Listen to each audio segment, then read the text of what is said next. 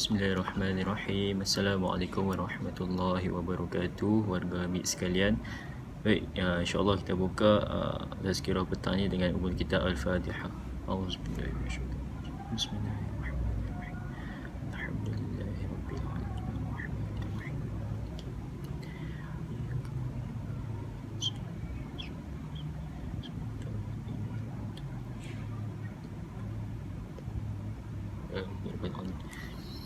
Baik, insya-Allah pada petang ni kita akan sama-sama mendengar sedikit tazkirah berkaitan dengan sambutan Isra' Mi'raj yang telah berlalu lah, iaitu pada 27 Rejab yang lepas.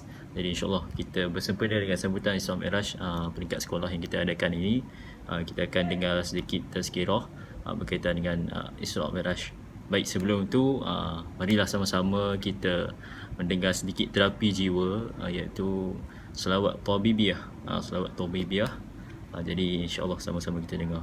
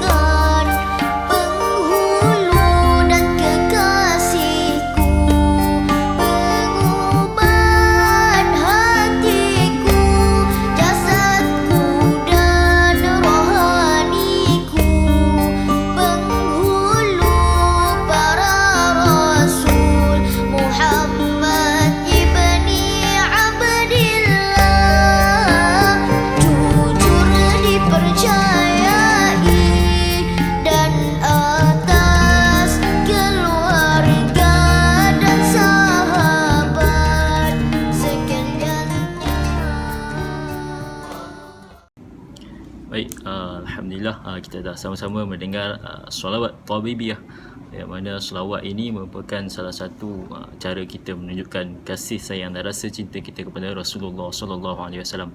Bermacam-macam cara selawat yang kita boleh amalkan dalam kehidupan kita, dan antaranya yang mana yang saya telah tunjuk tadilah, yang kita dah sama-sama mengalunkan qasidah selawat Tabibiyah tadi, ada lirik apa semua kan. Jadi insya-Allah sama-sama kita boleh amalkan dalam kehidupan seharian kita. Baik, kita teruskan dan kembali kepada Isra' Mi'raj, yang mana kita tengok dulu firman Allah Subhanahu Wa Taala. Untuk pembukaan ini kita tengok ayat surah Isra' ayat pertama.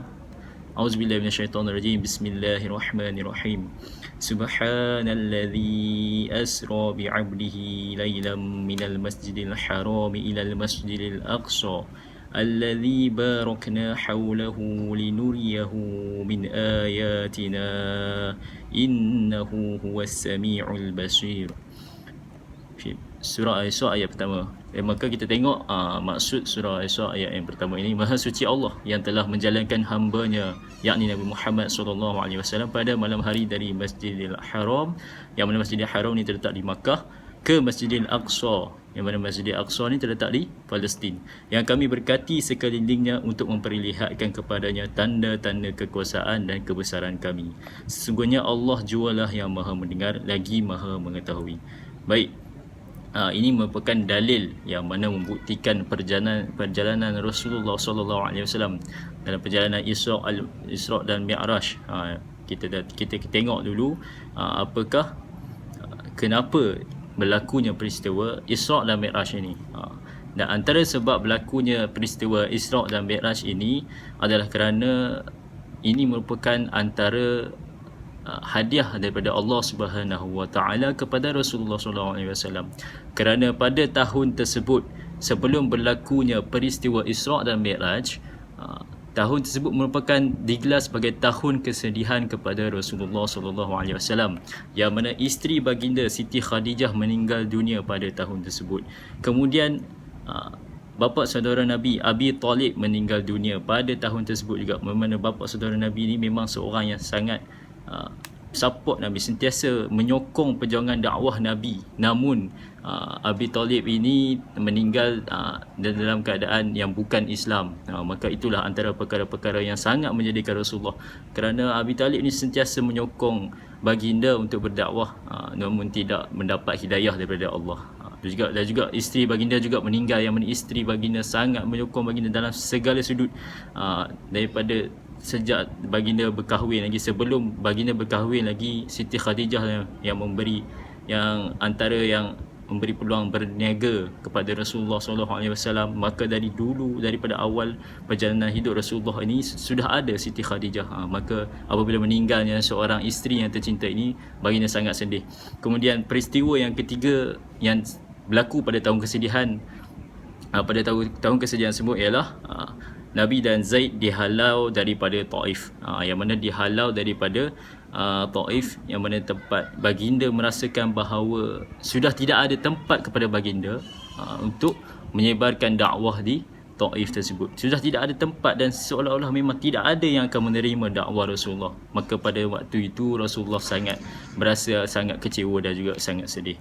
Kemudian apabila baginda merasa sedih dengan tahun kesedihan yang berbagai-bagai ujian yang diterima Rasulullah, maka hadirlah satu hadiah daripada Allah Subhanahu Wa Taala, iaitu Isra' dan Mi'raj. Peristiwa Isra' dan Mi'raj, satu peristiwa yang menunjukkan kebesaran Allah yang diberikan untuk Rasulullah SAW. Kita tengok apakah itu maksud Isra'. Isra' ialah perjalanan dari Masjidil Haram ke Masjidil Aqsa. Itulah definisi Isra', maksud Isra'. Kemudian maksud Mi'raj, ialah perjalanan naik dari Masjidil Aqsa ke Sidratul Muntaha dengan menaiki Buraq. Jadi perjalanan Mi'raj itu adalah perjalanan daripada Masjidil Aqsa ke Sidratul Muntaha. Baik. Jadi itu perbezaan antara maksud Isra' dan Mi'raj. Kita ulang balik. Isra' ialah perjalanan dari Masjidil Haram ke Masjidil Aqsa. Daripada Masjidil Haram itu di Mekah ke Masjidil Aqsa yang terletak di Palestin. Jauhnya ialah 1239 km. Sangat jauh.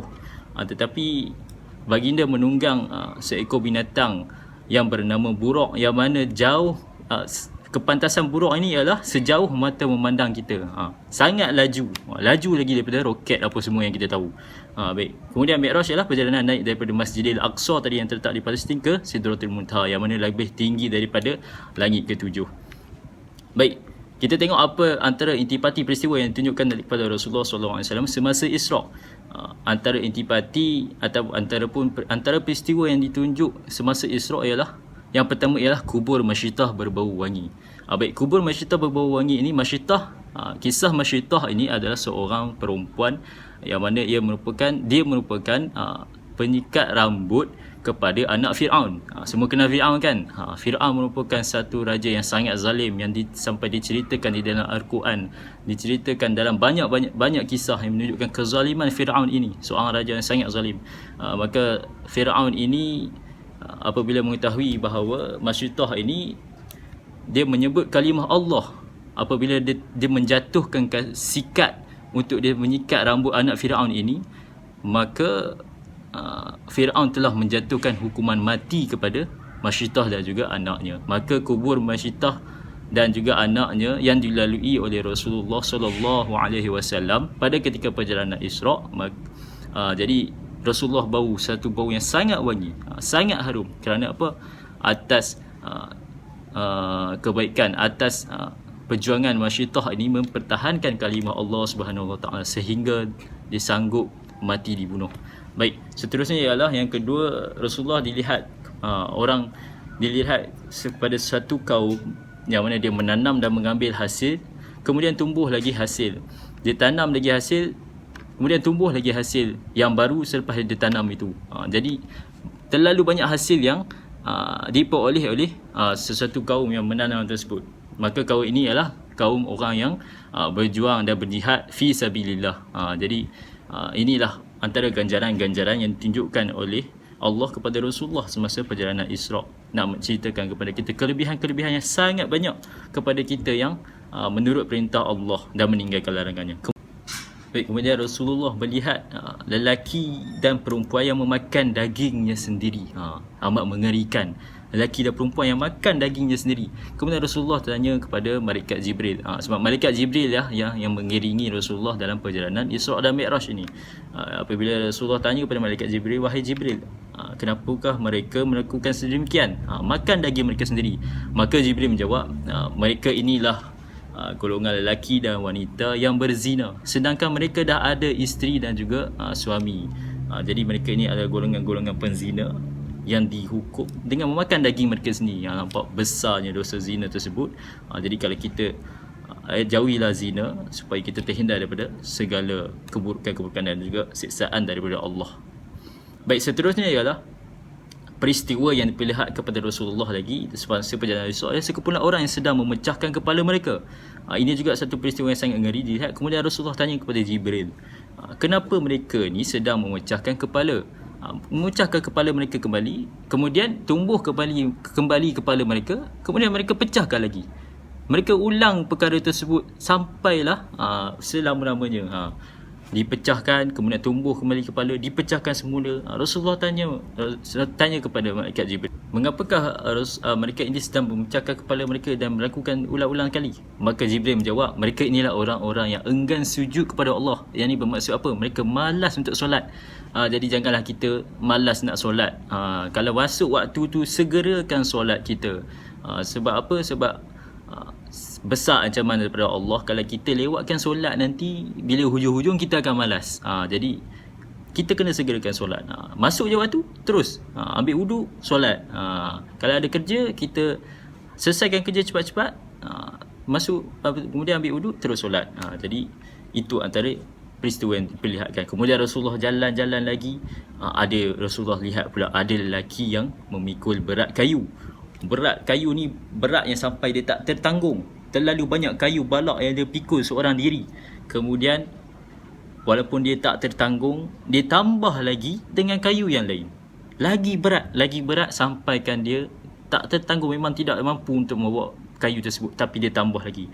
Maka ditanya Rasulullah kepada Jibril dan Jibril bercakap semula, inilah orang-orang yang tidak melaksanakan amanah yang diberi. Kemudian dia meminta lagi amanah-amanah yang lain.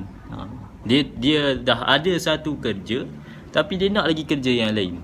Dia dah jadi ketua kelas, kemudian dia dah jadi pengawas, dia tak laksanakan pengawas tu. Dia jadi pengawas sebab dia nak pakai uniform saja, uniform biru hebat dia kata kan. Tak boleh macam tu. Jadi kalau kita jadi pengawas, kita ada kerja, kita kena laksanakan amanah kita sebaik mungkin. Jangan, kalau tidak jadilah macam orang-orang yang ditunjukkan kepada Rasulullah ni. Jadi kita tak takut ke? Takut dengan ancaman Allah ini. Kemudian yang seterusnya lagilah mengerikan, yang mana Rasulullah SAW diperlihatkan sekumpulan orang yang menggunting lidah dan bibir mereka. Digunting lidah dan dia sendiri gunting lidah dan bibir mereka, kemudian tumbuh balik, kemudian digunting semula. Sebab apa mereka menggunting lidah dan bibir mereka? Maka Rasulullah tanya malaikat Jibril kata, inilah sebab mereka ini orang yang suka fitnah. Jadi janganlah kita nak fitnah orang, janganlah kita nak mengumpat orang lain, jangan kita nak bercakap benda-benda yang tak baik kepada orang lain. Kita pergi cakap kawan kita, ni kawan saya pukul dia ni dalam kelas, padahal kawan awak tak pukul pun, saja nak memburukkan kawan awak. Jadi kalau awak buat benda tu, jadilah seperti kaum ini yang mana menggunting lidah dan bibir mereka sendiri. Baik, yang seterusnya ialah perempuan yang sangat tua dan memakai banyak perhiasan ditunjukkan kepada Rasulullah SAW. Maka ini Rasulullah tanya kepada Jibril lagi, siapakah perempuan yang sangat tua dan pakai banyak perhiasan dulu? Banyak gelang dia pakai dekat tangannya, di lehernya banyak perhiasan. Maka diberitahu oleh Jibril, maka perempuan yang sangat tua dan memakai banyak perhiasan ini adalah yang sangat tua itu adalah umur dunia ini. Umur dunia ini sangat tua. Sedangkan Rasulullah hidup pada 1400 tahun dahulu pun dah sangat tua dah bumi ni. Tambah lagi sekarang lah. Sebab tu berlaku macam-macam bencana alam, berlaku macam-macam peristiwa-peristiwa yang beberapa kejadian yang kita rasa macam tak masuk akal. Itulah menunjukkan tuanya dunia ni. Kemudian kenapa dia pakai banyak perhiasan? Itulah gambaran dunia. Dunia ni memang sangat seronok. Ada duit, ada kereta besar, rumah besar, ada movies kita tengok, suka game, main banyak-banyak game, PUBG ke, Mobile Legends ke, Minecraft ke, semua benda kita suka, itu semua ialah perhiasan dunia untuk melalaikan kita. Jadi itulah perumpamaannya. Kemudian yang seterusnya ialah golongan yang berenang dalam lautan darah dan dilontarkan batu kepada mereka untuk makan. Jadi golongan ini Rasulullah tanya kepada Jibril, siapakah golongan ini?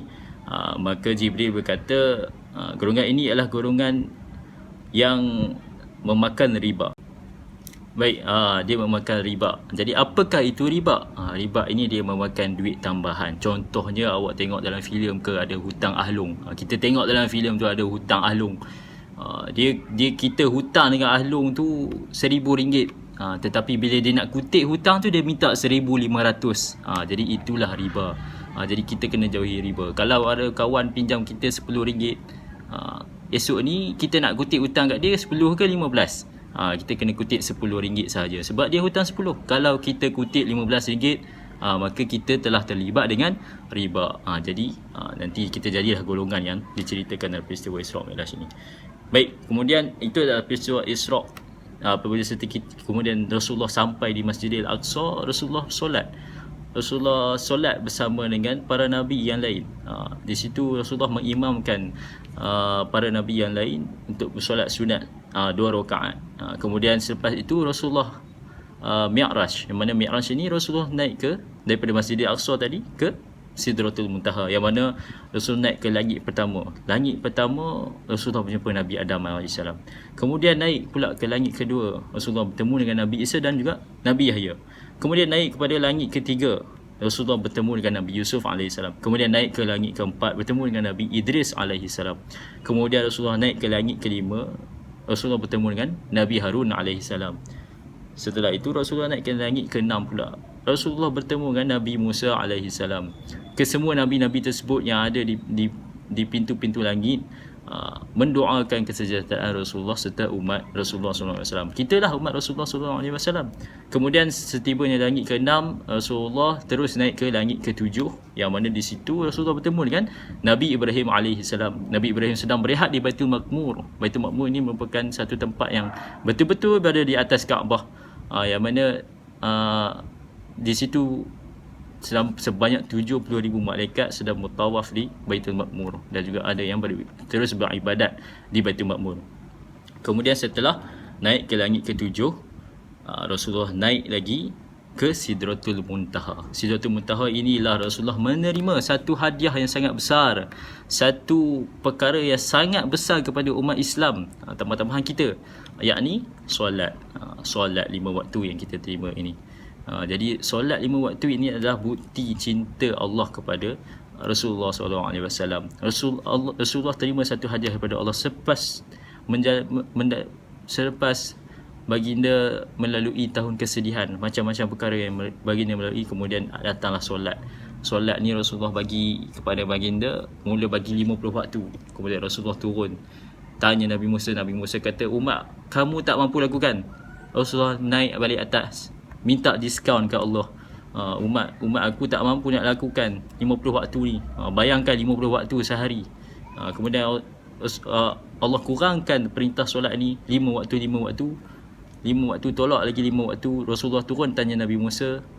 Nabi Musa kata tak boleh lagi, minta lagi, sampailah Allah perintahkan hanya 5 waktu solat sehari semalam. Jadi sampai tinggal sekarang lah, subuh, zuhur, asar, maghrib, isyak. Yang mana 5 waktu ni Allah menjanjikan pahalanya seperti kita solat 50 waktu tadi. Nampak tak kasih sayang Allah kepada Rasulullah? Dan juga Rasulullah ni ingatkan umat dia. Dia tahu umat dia ni tak mampu nak lakukan. Dia tahu umat dia ni ada banyak benda nak kena buat dalam hidup ni, banyak lagi dugaan. Maka Rasulullah dengan kasih sayang dan rahmat daripada Allah, kita tinggal 5 waktu saja solat dalam sehari daripada 50. Jadi takkan kita tak nak laksanakan 5 waktu saja. Solat pun 5 minit saja satu waktu tu. Jadi takkan kita tak mampu lakukan. Baik, itu adalah hadiah daripada Allah kepada Rasulullah dan juga kita lah, umat Rasulullah. Jadi sebab itulah kita kena cintai Rasulullah ni. Rasulullah dah datangkan kita satu hadiah. Dia pergi mohon kepada Allah sampai tinggal 5 waktu solat. Kemudian solat ni sama pahala dia dengan 50 waktu. Siapa yang tak nak kan? Jadi kalau awak pun hari ni mak awak kata awak tolong basuh pinggan 5 pinggan. 5 pinggan tapi mak bagi RM50. Bukannya 5 pinggan RM5. Tapi ibu bagi RM50. Jadi siapa yang tak nak? Buat sikit dapat banyak. Begitulah kita. Jadi janganlah kita tinggalkan solat, dan kita kena sentiasa cintai Rasulullah sallallahu alaihi wasallam. Kerana baginda Rasulullah sallallahu alaihi wasallam sentiasa ingatkan kita, sentiasa memikirkan umat dia walaupun kita tak pernah jumpa Rasulullah. Jadi insya-Allah untuk penutup ni kita dengar sedikit qasidah Wahai Purnama. Kalau siapa pernah dengar dia tahulah. Tapi siapa yang tak pernah dengar, insya-Allah sama-sama kita dengar, kita hayati, dan juga ada liriknya. Baik, insya-Allah.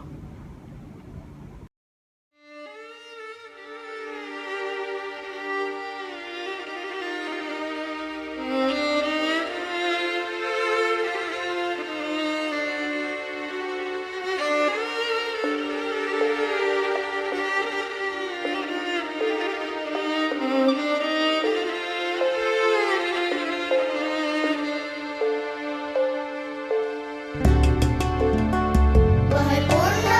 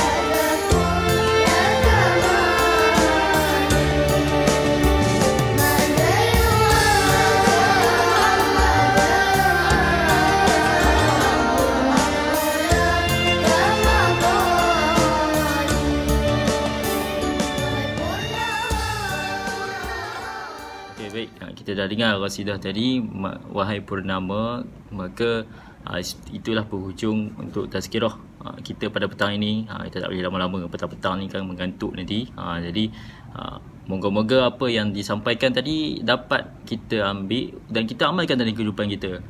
Jadi peristiwa Isra' Mi'raj ni terlalu banyak benda yang kita boleh belajar, terlalu banyak perkara yang kita boleh ambil iktibar dalam kehidupan kita. Antaranya perkara-perkara yang diperlihatkan dalam Isra' dan juga Mi'raj.